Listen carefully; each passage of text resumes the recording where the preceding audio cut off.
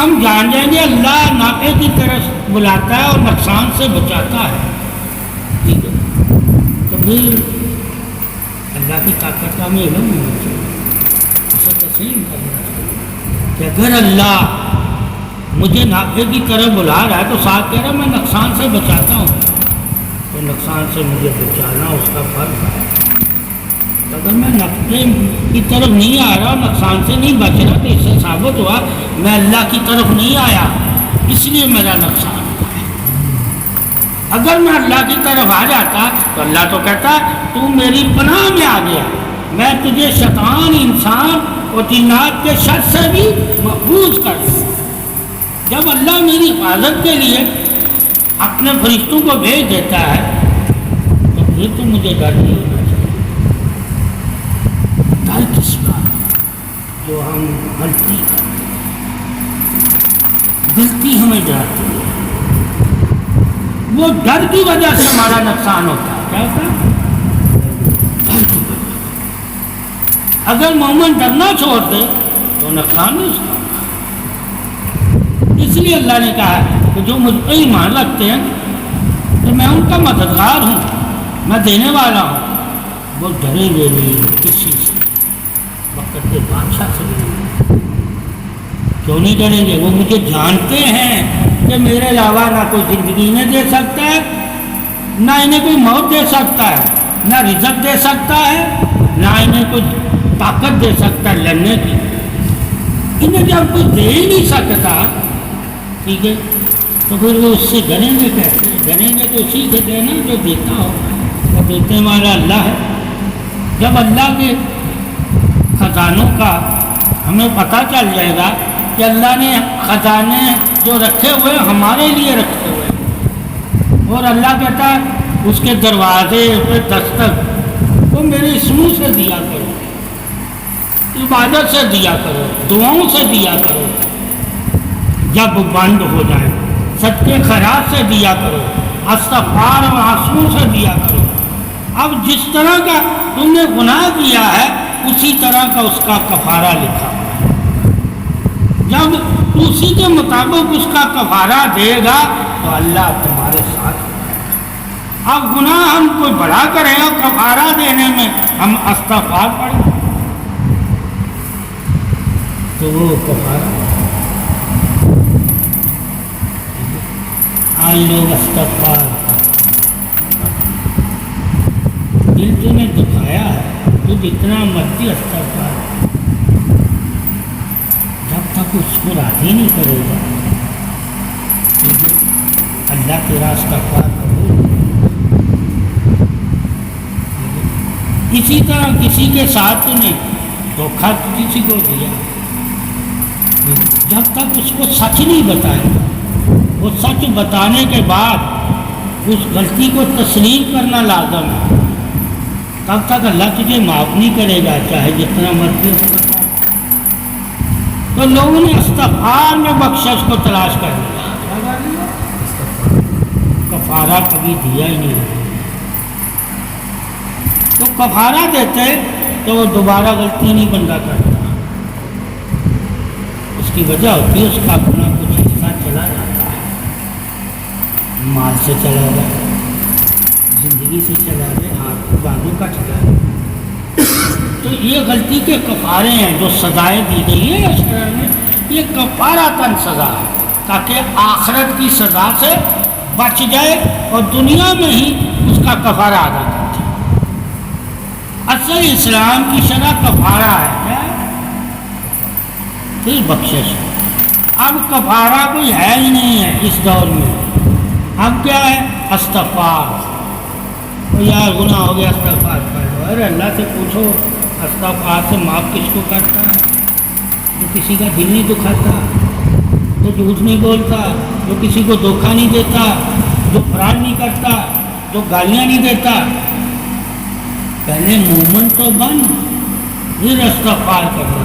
ہم نے کیا روایتیں پڑھ لی، کیا پڑھ لی کہ جی موسیٰ علیہ السلام نے اللہ سے پوچھا کہ اللہ اس زمین پہ اس وقت سب سے بدترین کون ہے، برا کون ہے؟ تو سامنے ایک بندہ جا رہا تھا، بچے کو ساتھ لے کر جنگل کی طرف. تو اللہ نے کہا موسیٰ یہ بندہ اس وقت سب سے زیادہ دنیا. پھر اللہ سے سوال کیا موسیٰ نے کہ سب سے نیک کون ہے؟ تو شام کو وہی بندہ آ رہا تھا. کیا آ رہا تھا؟ تو موسیٰ علیہ السلام کو اللہ نے کہا یہی سب سے نیک ہے. یہ کیا صبح یہ سب سے بڑا مجرم کہا. جب جنگل میں گیا تو بچے نے اس سے سوال کہ کون بڑا ہے. تو آخری مہینے تو اللہ میں غفور الرحیم میں سے اسے معاف کرتا ہوں جب اس نے میری تعریف کی. اب ایک استغفار سے بخشش, ایک اللہ اپنی تعریف سے بھی بخش دیتا ہے. جیسے کہ قرآن حدیث میں کہ تم نماز پڑھو گے تو اللہ تمہارے گناہ معاف کر دے. اب وہ نماز کو لکھا ہوا ہے, یہ نہیں کہ وہاں استغفار کرنا. مگر کون سے گناہ معاف کرے گا؟ جو صغیرہ کبیرہ نہیں, صغیرہ چھوٹے. اب بڑے گناہ کیسے معاف کرے گا؟ جب تم سچی توبہ. اب بڑے گناہوں کے لیے سچی توبہ ہے. بڑا گناہ ہوتا کون سا؟ جس سے اگلے کا دل ٹوٹ جائے. چھوٹے گناہ کیا ہے؟ ٹھیک ہے کہ کچھ الٹی پاؤں میں آ گئی, ٹھیک ہے, ندانی میں تو غلطی ہو گئی, یہ چھوٹے. آج یہ چھوٹے گناہ تو کوئی کرتا نہیں, سارے بڑے ہوتے. اس لیے دعائیں قبول نہیں. چھوٹے گناہ کرنے والے کی اللہ دعائیں قبول کرے, بڑے گناہ کرنے والے کی دعائیں قبول نہیں کرتا جب تک سچی توبہ. اس لیے اسلام میں یہ ہے کہ اس دور میں ہم کتنی بھی دعائیں کرتے ہیں ان دعاؤں کا ہمیں اجر دنیا میں کیوں نہیں ملتا؟ ملے گا صحیح, مگر دنیا میں نہیں ملتا. دنیا میں کیوں نہیں مل رہا؟ کہ ہم بڑے گناہوں سے توبہ نہیں کرتے. مگر مرتے وقت تو ہر بندے نے ایمان کے ساتھ جانا ہے نا, اس لیے اس کو آخرت میں ان دعاؤں کا اجر ملے گا. دعا کسی بھی حالت میں کبھی بھی انسان نے لینا اور دینا چھوڑنی نہیں, چاہے اس کا اجر دنیا میں نہیں اللہ دے مگر مومنوں کو آخرت میں دے. اس لیے دعا سے محرومی کفر ہے. دعا کیا ہے؟ کامیابی کی ذریعہ. کامیابی مومن کی کہاں ہے؟ دنیا میں نہیں ہے, آخرت میں. دنیا میں اللہ نے نہیں کہا کہ یہ کامیاب ہو جائیں گے, کہا آخرت میں کامیاب ہو. دنیا میں تو کافر بھی کامیاب ہو, منافق بھی کامیاب ہو. اب دنیا میں کئی لوگ کامیاب ہیں, ان کے ہاتھ میں دنیا ہے, طاقت ہے, سب کچھ ہے. اللہ کہتا ہے ان کو بھی میں نہیں دیا مگر وہ مجھے بھولے ہوئے ہیں. مومن کو وہ دے یا نہ دے, دونوں صورت میں اللہ نے کہا ہے تو مجھے نہیں بھولنا. اگر میں دے رہا ہوں اسی حالت میں میرا ذکر کر جس حالت میں میں نے حکم دیا, اور اگر میں نہیں دے رہا تو وہ بھی اسی حالت میں میرا ذکر کر جس حالت میں میں نے تجھے حکم دیا. سمجھو خوشی میں بھی ہمیں اللہ کا حکم مان کے وہ خوشی کرنی ہے, اور غم میں بھی ہم نے اللہ کا حکم مان کے اس غم کو تسلیم کرنا. یہ نہیں کہ خوشی میں ہو تو جو مرضی کر, اور غم میں جو مرضی کر, دونوں میں مرضی نہیں کر سکتا. خوشی میں بھی تو اللہ اور رسول کی ماننی ہے, اور غم میں بھی اللہ اور رسول کی ماننی ہے. اب خوشی میں اللہ رسول تمہیں کیا کہتا ہے؟ صدقے کر, خوشی دوسروں کو بانٹ, ٹھیک ہے, دوسروں کو شامل کر, دوسروں کے ساتھ احسان کر, ٹھیک ہے, یہ خوشی ہے. اور غم میں کیا کہتا ہے؟ صبر کر. اب دوسروں کو نہ بتانا, ان کے سامنے مسکرانا. پھر کیا؟ صلاۃ. اب صلاۃ کے دو قسم ہے, کیا ہے؟ نماز یا درود پڑھ. کیا پڑھ؟ اب نماز پڑھے گا تو درود تو لازم پڑھے گا نا, تو بغیر صلاۃ کے نماز بھی صلاۃ نہیں ہے. کیا نہیں؟ یہ کرم ہے اللہ کا. کوئی کہے صلاۃ، کہا نماز میں بھی صلاۃ ہے، صلاۃ تو میں پڑھتا ہوں. یا ایھا النبی، یا تو میں کہہ رہا ہوں صلاۃ ہو گئی. کس کو ہو گئی؟ کہا محمد صلی اللہ علیہ وسلم کو تو نے سلام کیا ہے، اور سلام کے بعد تو نے درود پڑھا ہے، اور درود کے بعد تو نے دعا کی ہے. اللہ تو مجھے تمام مسلمان مومن مرد عورت میرے ماں باپ سب کو روز حساب کے دن معاف کر دے. یہ پہلے کیوں رکھا ہے درود اور سلام؟ تاکہ مسلمان یاد کرے کہ نبی کے وسیلے کے بغیر تیری دعا کرنا جہالت ہے.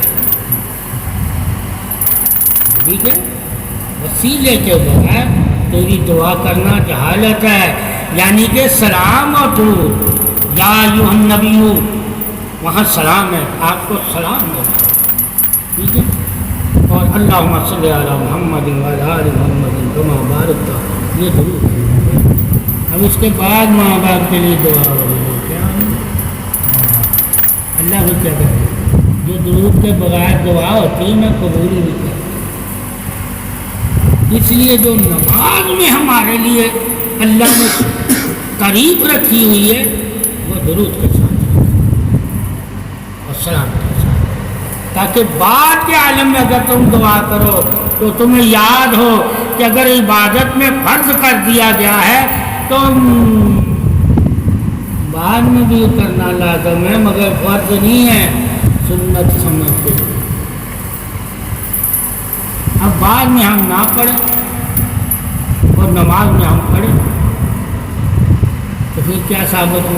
صرف ہم نماز کی حد میں تو نبی کو سلام بھیجتے ہیں، درود بھیجتے ہیں، عام حالت میں تو نہیں بھیجتے. اللہ نے تو قرآن میں کہا ہے عام حالت میں بھی میرے نبی پہ درود بھیجا کرو ایمان والے. وہاں نماز کا ذکر نہیں کیا. میں اور میرے فرشتے آپ صلی اللہ علیہ وسلم کا درود بھیجتے ہیں. اے مسلمانوں تم بھی نبی کا درود بھیجو. یہ ہر حالت میں بھی تمہیں تکلیف ہو غم ہو تم درود پڑھا کرو. اللہ تم پہ رحمتیں کرے گا، اللہ تمہارے درجے بلند کرے گا، اللہ تمہیں بخشے گا.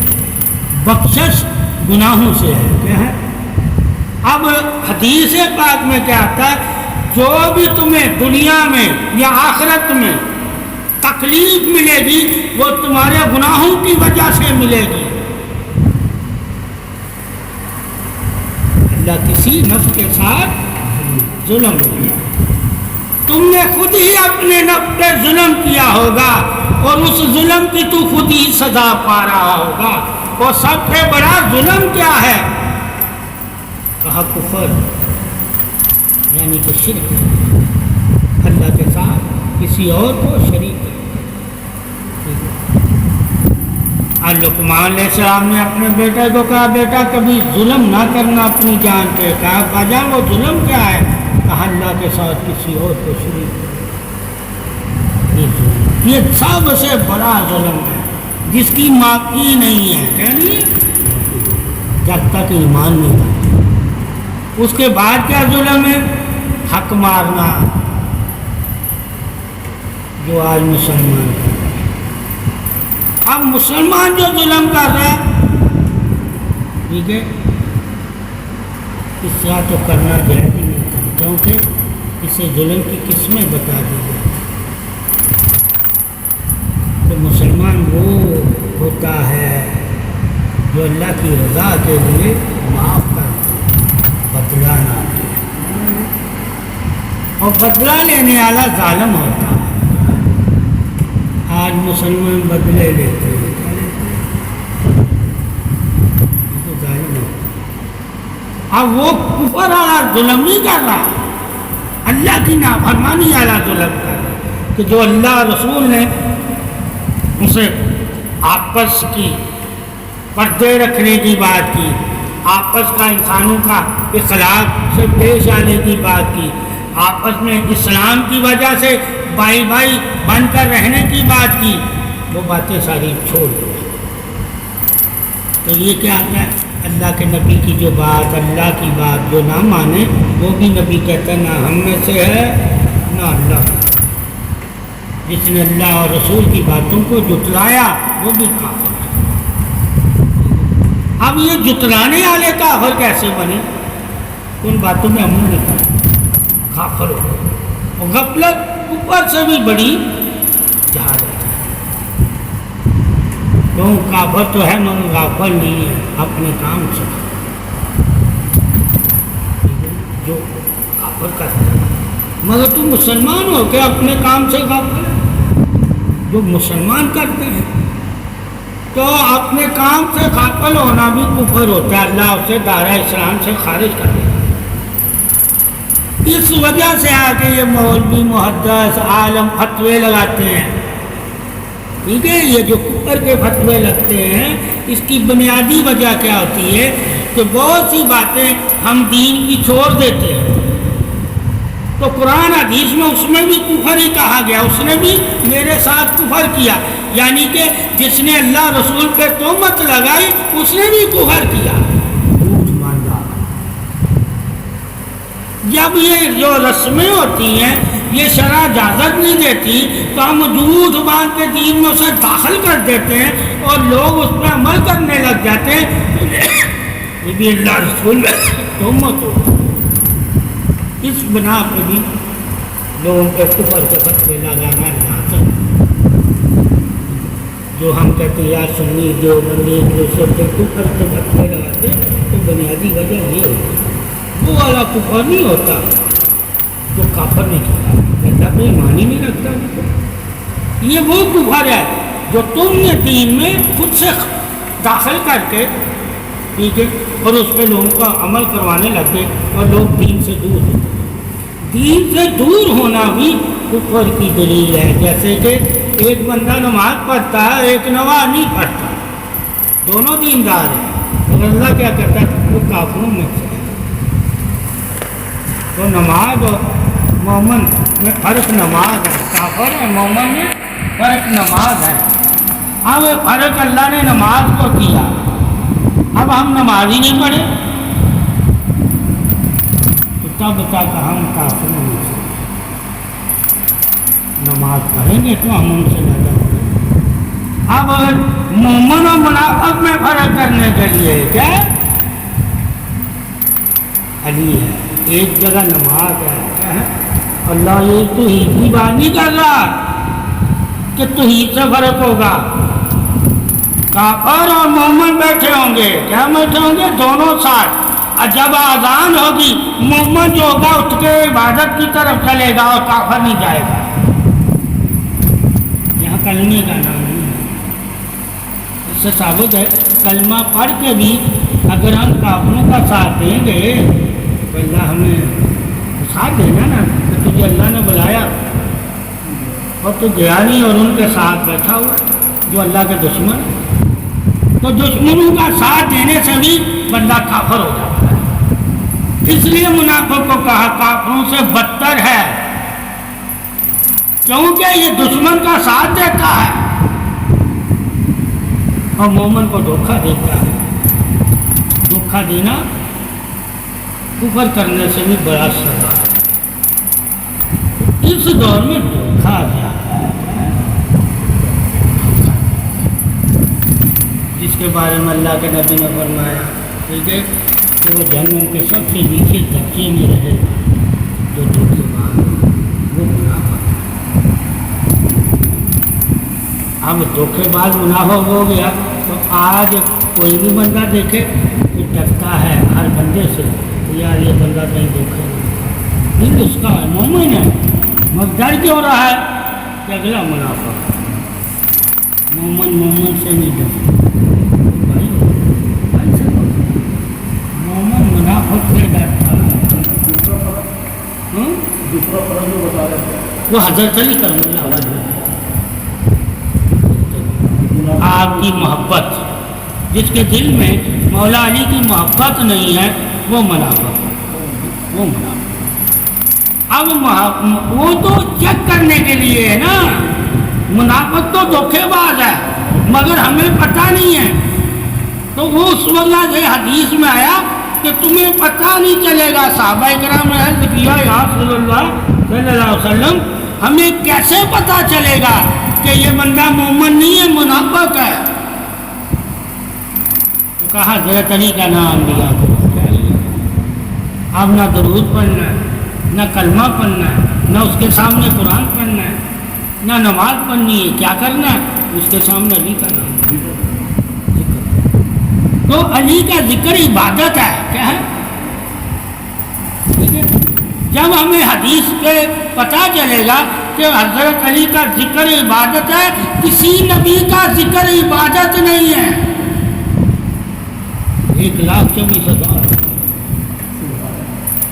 کسی قریب ہے. کیا ہے؟ کیا ہے؟ قریب. انبیاء کی قریب ہے. محمد صلی اللہ علیہ وسلم کی بھی قریب. عبادت نہیں ہے نبی کا ذکر, قریب ہم سے نکلا ہوا ہے. محمد صلی اللہ علیہ وسلم کا نام ہم سے نکلا ہوا ہے. ہم کا معنی قریب ہے. آپ کوئی بھی حدیث نہیں بیان کر سکتے کہ نبی کا نام عبادت ہے. اللہ نے نبی کے نام پر کچھ نہیں کیا. اللہ نے کہا نبی کے نام پہ درود پڑھنا عبادت ہے. اگر بغیر درود کے نبی کا نام لیتے ہو تو لانتی ہو. کیا ہے؟ ایک کے نام پہ درود شرط رکھا, ایک کے نام ہی شرط رکھ دیا, ساتھ کچھ نہیں پڑھنا. یہ رضی اللہ نہیں پڑھنا, صرف ان کا نام لینا. یہ جب ہم جانیں گے کہ انبیاء کا نام لینے کے ساتھ درود نہیں ہے, صلاۃ ہے علیہ السلام. ماں محمد صلی اللہ علیہ وسلم کا نام لینے سے علیہ السلام نہیں کہہ سکتے آپ, صلی اللہ علیہ وسلم. لازم ہے مختصر درود. نام بھی مختصر, مگر حضرت علی کے نام کے ساتھ آپ رضی اللہ عبادت نہیں ہے, وہ طریق ہے. آپ کا نام ہی عبادت ہے. ذات عبادت اللہ کی کرتی ہے, نام عبادت اللہ کا ہے. دونوں طرح سے بتا دیا گیا کہ ان کی ذاتی عبادت کفر ہو گئی. ہم نے تمہیں کہا صرف نام لینا عبادت ہے, ذات کو پوجا کرنا عبادت ہے. اس لیے جنہوں نے ذات کو خدا مان لیا ان کو نصیری کہہ دیا گیا, اسلام سے خارج. اسلام سے خارج. اور حضرت علی نے اپنے دور میں ان کو جلایا تھا. کیا تھا؟ کیا کیا تھا؟ جلایا تھا 40 لوگوں کو. اور انہوں نے کیا کہا؟ دیکھو ان کے عقیدے. آج کے عقیدے کیا چیز ہیں جن سے یہ شروع ہوا, یہ گمراہی کا دور, یہ کفر کا دور, یہ جہالت کا دور. ان سے ہوتا ہے کہ ان کے پہلے بھی کوئی تھے علی کو ایسا چاہنے والے, تو تم حیران ہو جاؤ گے. آج والے کچھ بھی نہیں ہیں ان کے سامنے. آج والے کچھ بھی نہیں ہے. حضرت علی نے جب ان کو جلایا تو کیا کہنے لگے؟ خدا آزماتا ہے تو خدا ہے نا, اے علی تو آزما رہا ہے نا, میں ہم جلنے کے لیے تیار ہیں. ٹھیک ہے, یہ جملے تھے ان کے. وہ کیا تھے؟ صحابہ تبع تابعین تھے. جب وہ گمراہ ہو سکتے ہیں, ٹھیک ہے, تو ہم لوگ کیا چاہتے ہیں؟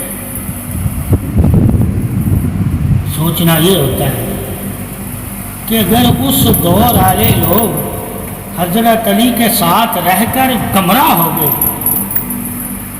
تو آج والے لوگ تو حضرت علی کے ساتھ بھی نہیں ہیں. یہ کتنے گمراہ ہو جائیں گے. اگر تم انہیں گمراہ کرنا چاہو گے حضرت علی کے نام سے تو یہ گمراہ ہو جائیں گے آسانی سے, کیونکہ نام علی ہی عبادت ہے. جب عبادت ہی نام ہے تو اللہ نے کیا کہا؟ عبادت کے ذریعے مجھ سے مدد مانگا کرو. تو نام جب عبادت ہے تو علی کو مدد تو آئے گی نا. پھر حدیث آ جائے گی، کیا آ جائے گی کہ بھائی تم کہتے ہو علی مشکل کشا ہے، کیا ہے؟ جو ماننے والا ہوگا کیا ہوگا؟ علی مشکل کشا ہے. دوسرا کہتا ہے نہیں، کفر ہے، علی کا نام لینے سے مشکلیں حل نہیں ہوتی. تو کہا میں علی کا نام نہیں لے رہا، میں تو اللہ کے نبی کی حدیث میں عمل کر رہا ہوں. اللہ کے نبی نے فرمایا علی کا نام عبادت ہے، اور عبادت سے مشکلیں نہیں حل ہوتی، تو پھر کہاں سے حل کرو گے؟ اللہ کہتا میری عبادت سے ہی میں تمہاری مشکلیں حل کرتا ہوں. عبادت ہی مدد ہے اللہ کی، عبادت ہی کرم ہے اللہ کا، عبادت ہی ساتھ ہے اللہ کا، عبادت ہی قرب ہے اللہ کا، عبادت ہی دوستی ہے اللہ کی، عبادت ہی قریب ہے اللہ کی، اور عبادت ہی اللہ کی وحدت ہے. جب ہر چیز تو اللہ کے لیے کرے گا تو اللہ تیرے لیے کچھ نہیں کرے گا. اللہ کہے گا تو آج کر رہا ہے میری عبادت، ٹھیک ہے، میرے لیے.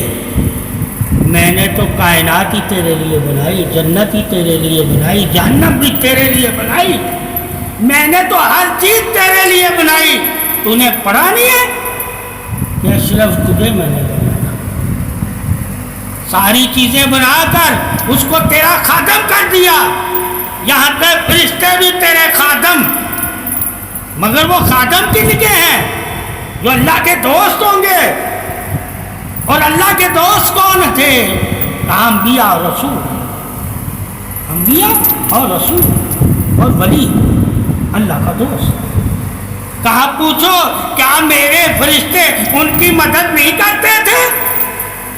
جو کہہ دیتے تھے فرشتے اس پہ عمل نہیں کرتے تھے. میں تو کہیں نظر نہیں آیا، انہیں فرشتے ہی نظر آتے تھے مدد کرتے. کسی بھی انبیاء سے پوچھو گے کیا اللہ نے تمہاری مدد کی، تم نے اللہ کو دیکھا؟ کوئی انبیاء نہیں کہے گا کہ میں نے اللہ کو دیکھا ہے. فرشتوں کو دیکھا، فرشتوں کے کہنے پر میں اللہ پہ ایمان لے آیا کہ اللہ ہے. اقرا بسم ربک الذی، اللہ نے نہیں پڑھایا، جبریل نے پڑھایا. اسے تو جبریل نظر آیا. قل هو اللہ احد اللہ الصمد، جبریل نے پڑھایا، اللہ نے کیوں؟ مگر جبریل نے کیا کہا؟ یہ اللہ کا پیغام ہے. جس طرح محمد صلی اللہ علیہ وسلم کو جبریل پیغام دیتے تھے، محمد صلی اللہ علیہ وسلم انسانوں کو وہ پیغام دینے لگے. اب پیغام دینا، کیا دینا؟ پیغام آزادی ہے. کیا ہے پیغام؟ اتباع نہیں ہے، ذاتی ہے. کہ تمہارا دل کرتا ہے ایمان لے آؤ، تمہارا دل کرتا ہے نہیں مان لو. پیغام میں اس چیز کو تیرا فرض ہے پیغام دینا، ہدایت دینا. اللہ کہتا ہے میرا فرض ہے. محمد صلی اللہ علیہ وسلم تو صرف انہیں پیغام دے دے، ہدایت جس کو میں کہوں گا اسے. ٹھیک ہے، اب پیغام ہو جائے کیا؟ پھر اتباع آ گئی. کیا آ گئی؟ ان کو اتباع سکھاؤ. اتباع میں پھر شرع سختیاں کر دی. جو ایمان لے آئے، کیا لے آئے؟ جو ایمان نہیں لائے انہیں پیغام دو، اور جو ایمان لائے ہیں انہیں اتباع سکھاؤ.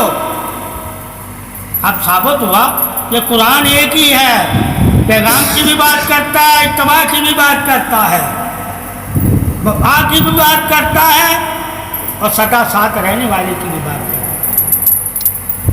ٹھیک ہے، یا اللہ کے نبی ہم دنیا اور آخرت میں ہم سے وعدہ کریں کہ آپ ہمارے ساتھ ہیں، ہم آپ کے ساتھ رہنا چاہتے ہیں. ساتھ کی بات ہے، مگر کسی نے یہ نہیں کہا میں اللہ کے ساتھ رہنا چاہتا ہوں. اس لیے سورہ فاتحہ میں ہے کیا؟ انعام والوں میں شامل ہو، تیری دعا انعام والوں میں شامل ہونے والی ہے۔ تیری دعا یہ نہیں کہ اللہ کے پاس اللہ کے ساتھ، اللہ کو اپنے ساتھ کسی کو شریک کرنا ہی نہیں ہے۔ جب اللہ کہتا ہے میں شرک سے مجھے پاک رکھنا، میرے ساتھ کسی کو شریک نہیں کرنا، جب سے پتہ چل گیا کہ اللہ کے ساتھ ہم نے کسی کو شریک نہیں کرنا، تو عبادت کر کے ہم کیا اس کے شریک ہو جائیں گے؟ اس کا خاتمہ نہیں۔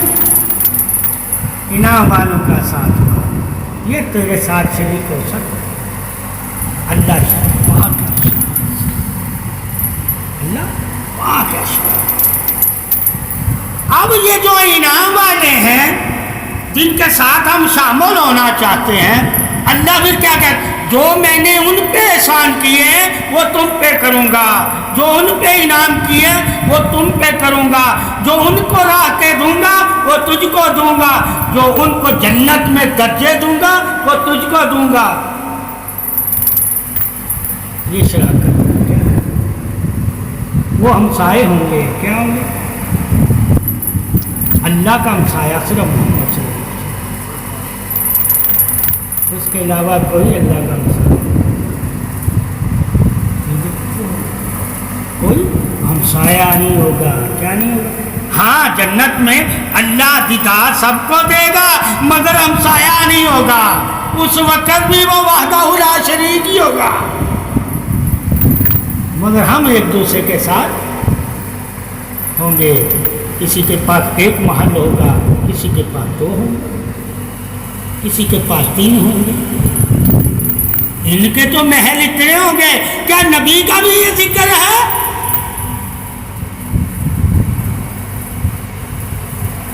کہ ان کے پاس کتنے محل ہوں گے؟ اللہ کا مسائل، اور اس کے مسائل علی فاطمہ سن وہی اس گھر میں ہوں گے۔ کیا ہوں گے؟ جس گھر میں محمد صلی اللہ علیہ وسلم۔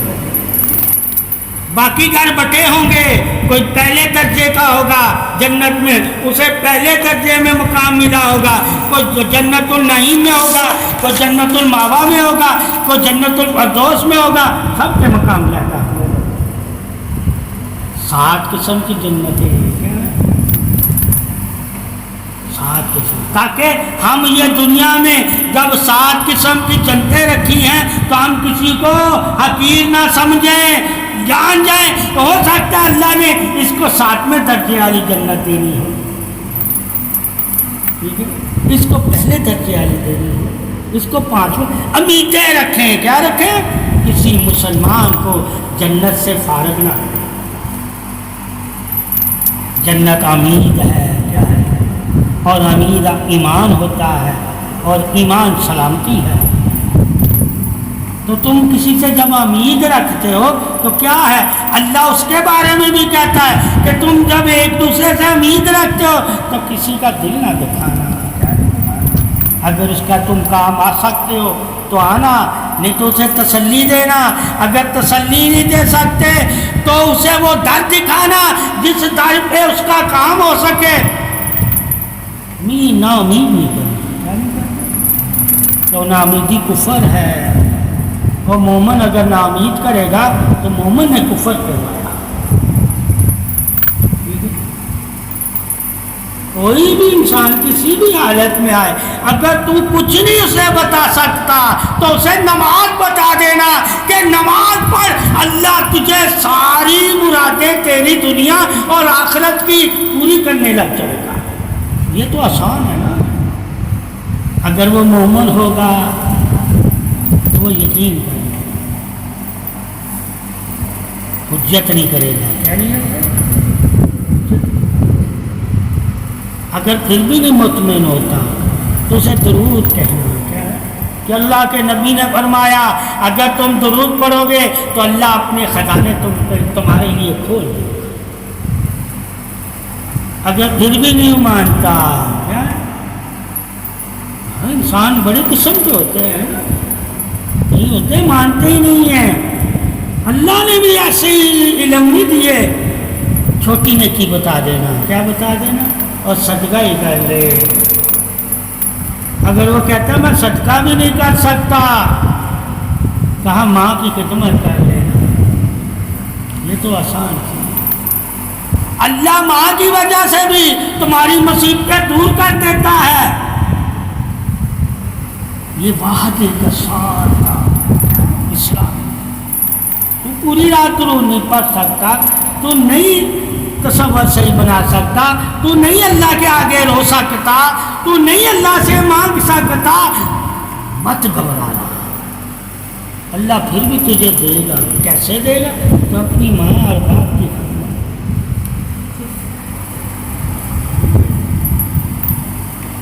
یہ اخیر ہے، کیا ہے؟ سب سے آسان۔ اب یہ بھی نہ انسان کر سکتا، تو انسان ہی نہیں۔ کیوں؟ انسان تو خدمت کرتا ہے، جانور اسے کہتے ہیں جو خدمت نہ کر سکتے۔ کیوں؟ جانور خدمت کرواتا ہے، کرتا ہے، جانور خدمت کرواتا ہے، کرتا ہے۔ انسان خدمت کرتا ہے، کرواتا نہیں، جب تک اس کے اندر طاقت ہو۔ ہاں، جب طاقت ختم ہو جائے تو اللہ کا بھی حکم ہے کہ جاننے والے اس کی خدمت کریں۔ اب وہ خود سے حاصل نہیں کر سکتے، اس حالت میں دوسروں کو دیکھنے والے، ٹھیک ہے؟ جب تک وہ صحیح سلامت ہے تب تک اسے حکم ہے خدمت کریں۔ تو خدمت عظمت ہے، یعنی کہ عظیم بننا۔ عظیم سرداری نہیں ہوتی، عظمت کو عظیم بنا۔ اس لیے آپ صلی اللہ علیہ وسلم نے فرمایا بے شک حسن حسین جنت کے نوجوانوں کے سردار ہیں، مگر علی کرم اللہ وجہ الکریم ان سے بھی عظیم ہیں، ان سے بھی، ان سے بھی زیادہ عظمت والا، عظمت سردار تو نہیں ہے، عظمت والا، یعنی کہ ان سے۔ اس لیے کہتے ہیں خدمت عظمت ہے۔ اب ایک سردار ہو کے خدمت کر رہا ہے، ایک ویسے ہی خدمت کر رہا ہے، وہ سردار سے بھی عظمت والا جو ویسے ہی خدمت کر رہا ہے۔ مگر یہاں لوگوں کو سرداری سے خدمت کا مطلب پتہ ہے، ویسے خدمت کرتا ہے۔ وہ کہتے ہیں کوئی عہدہ ملے گا تو خدمت عوام کی کرے گا،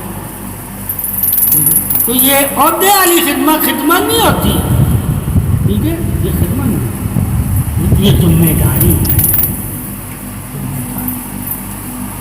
یعنی حقوقی تمہیں ذمہ داری نہیں ہے، ٹھیک ہے؟ یہ تمہارے گلے میں، تمہارے کندھوں پہ بوجھ ہے، خدمت بوجھ نہیں، راحت ہوتی ہے۔